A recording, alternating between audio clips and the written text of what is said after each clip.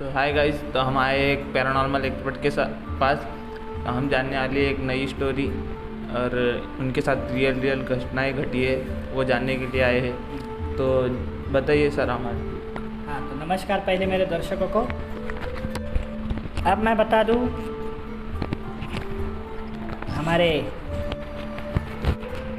नए होस्ट के साथ कि हमने हमारे इस अभी तक के अनुभव में पैरानॉर्मल करियर के अंदर हमने कई ऐसे इस जॉब के बीच में अनुभव देखे हुए, कई सारे हमारे काम शैली के अंदर हमने ये अनुभव देखे हैं, रियल घटनाएं देखी है जो आत्माओं से संबंधित है। इसमें से कई चीज़ें सच होती है और कई चीज़ें फेक होती है, झूठ होती है, जो कि समझ नहीं आती। तो इसी कहानी में, इस कहानी के दौरान, हमारी जो सीरीज़ चल रही कहानियों के ऊपर, इसके दौरान मैं तुमको एक सत्य घटना पर आधारित और सत्य घटना ही सुना दूँ। हमारे इसी औरंगाबाद ज़िले के अंदर सिल्लोड गांव है, सही है। सिल्लोड के पास एक निल्लोड बोलकर गांव है, छोटा नज़दीक पास। वहाँ पर दो बहनें रहती थी। उन दोनों बहनों का ऐसा बचपन था कि बचपन से ही वो साथ अच्छी खुश रहती थी, खेलती थी। किंतु कुछ समय के बाद वो विवाह योग्य हो गई, शादी योग्य हो गई। उसके बाद उन दोनों की शादी एक ही घर में कर दी गई, दोनों बहनें, और दोनों सगे भाइयों के साथ ब्याह कर दी गई। जैसे बड़ी बहन बनी जेठानी और छोटी वाली बनी देवरानी।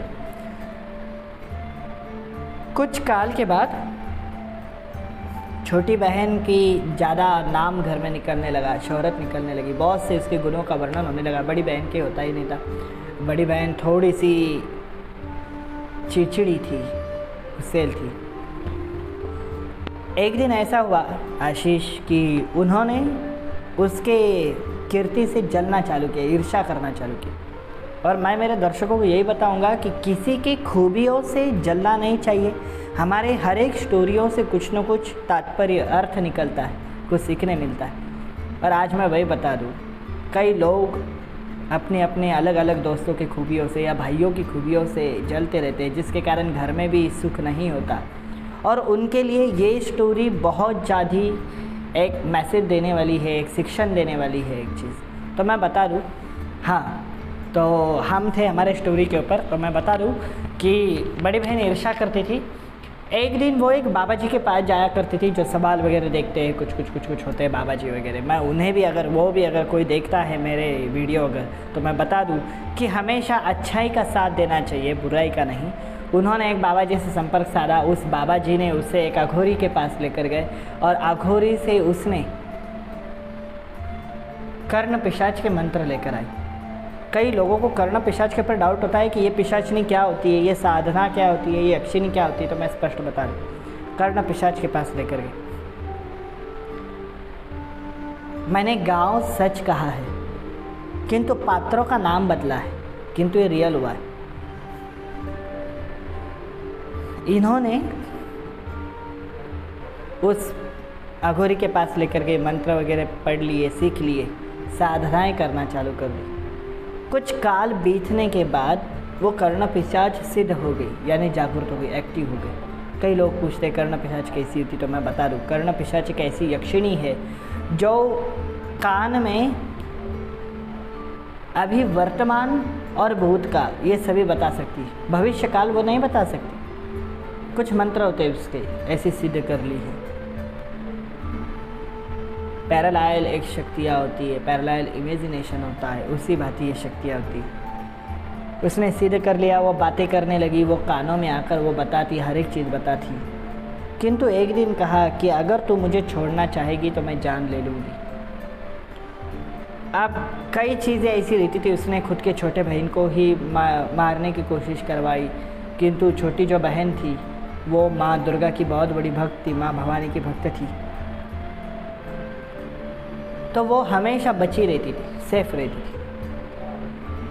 एक दिन बड़ी बहन ने उसकी सारी चीज़ें उसके पति को बताना, झगड़े लगवाना, ये सारी चीज़ें करने लगी।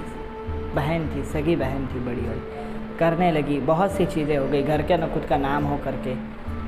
और छोटी बहन आश्चर्य में रहती थी कि मेरी बड़ी बहन होने के उपरांत ये मुझसे घृणा क्यों करती है, ईर्ष्या क्यों करती है। सही बात है ना, घर का अगर भाई बहन हो और अगर आपस में ना बनती हो तो इंसान को चिढ़ होने लगती है। भाई बहनों में गोड़ी चाहिए।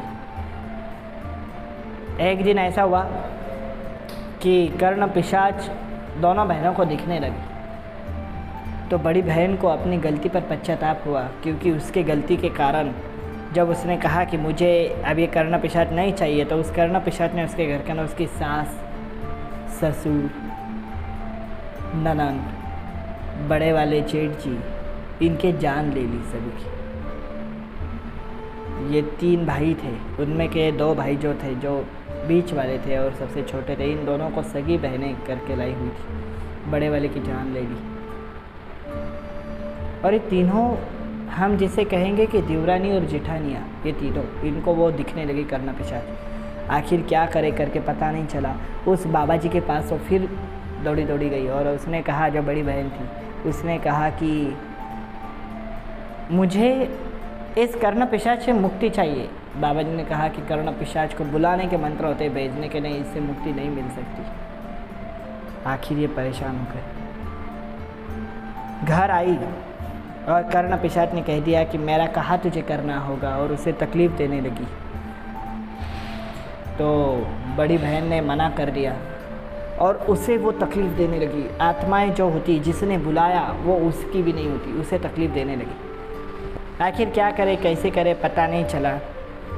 उसने एक चीज़ लाई हुई थी, मानो एक हड्डी, स्केलेटन, जो इंसान की हड्डी थी, वो हड्डी लाई हुई थी। वो हड्डी जिसके पास जाती कर्ण पिशाच उससे तकलीफ़ दे देती। वो जहाँ रखती, जिसके घर में, जिसके बेड के नीचे रखती, उससे तकलीफ़ देती। ऐसा चालू हो जाता था। सच कहूँ आशीष आपको, तो जिस दिन उस बहन को पता चला, उसने पैरानॉर्मल से संपर्क साधा, पैरानॉर्मल एक्सपर्टों से, और बातें की। तो इस बाबा पेट्रोल पंप के पास चैरिटेबल ऑफिस है, उसके पास, उसी के सामने उन्हें पैरानॉर्मल मिला। कहीं जा रहे थे, वहाँ पर मिला, और उसके संपर्क में रहने के बावजूद उन्होंने बताया कि इससे छुटकारा पाने का क्या रास्ता और कैसे। जब उन्होंने देखा, परखा, तो वो रूहानी ताकत रियल थी। जब पैरानॉर्मल ने कहा, तब तो मैं ही इस औरंगाबाद का पैरानॉर्मल था। तो जब पैरानॉर्मल ने कहा और बाकी 3 चीज़ों ने कहा, हमने कहा कि हमें तुम्हारा अस्तित्व बताओ, तो हमने देखा है कि आँखों से नहीं दिखने वाली चीज़ें भी होने लगी थी। फिर हमने उससे निकलने का एक रास्ता देखा। किसी बाबा को वगैरह बुला लिया गया, वो आखिरी बाबा से पुनः पूछा गया, नहीं समझा। आखिर हम जितने जन उसे उससे मुक्त करने के, यानी छुटकारा मिलाने की कोशिश कर रहे थे, वो सभी के जान की दुश्मन बन बैठी थी और सभी को तकलीफ दे रही थी। आखिर रास्ता हमें सूझा नहीं और हमने कहा कि आप दुर्गा सप्तशती का पाठ करें, पारायण करें, और वो छोटी वाली बहन उस पूजा में बैठ गई। दुर्गा सप्तशती के पारायण में एक विधि होती है, कुमकुम अर्चन बोलकर। कुमकुम चढ़ाया जाता है माता के श्री यंत्र पे या किसी चित्र के ऊपर या उनके चरणों में। उसने कुमकुम अर्चन किया और उसका कुमकुम अपने मस्तक पर लगाया था छोटी वाली बहन ने। और कर्ण पिशाच ने उस दिन, अमावस्या के दिन थी, उस दिन जान लेने की ठान दी और सभी को तकलीफ दे रही। जिसका पहले पति गुजरा था, उस जिटानी को भी मार दिया, उसने मार दिया आत्माओं। और ये दोनों वैसी थी और बाकी के और जो कोई बच्चे थे वो लोग थे।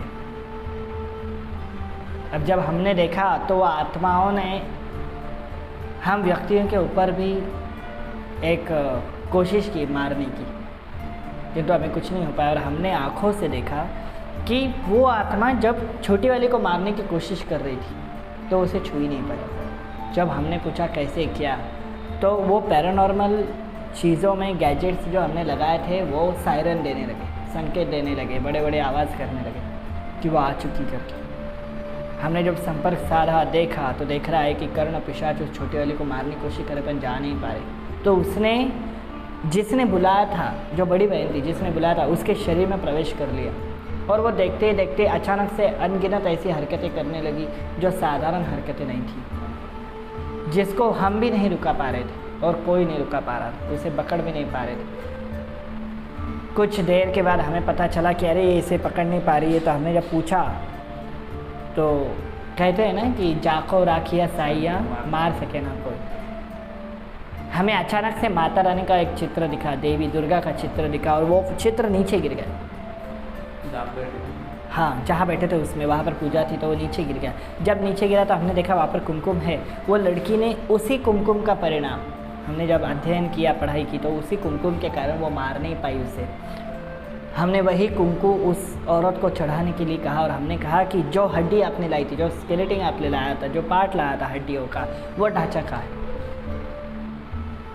उसके शरीर से वो आत्मा तो बाहर निकली, वो कर्ण पिशाच बाहर निकली, किंतु उसके कानों में से खून निकालने लगी, इतने ज़ोरों से चीखने लगी। जब वो हड्डियों तक हम पहुँचे और सामने वाली उस छोटी वाली को हमने कह दिया कि आप कुमकुम डाल दो इसके ऊपर, कुमकुम डाल दिया गया।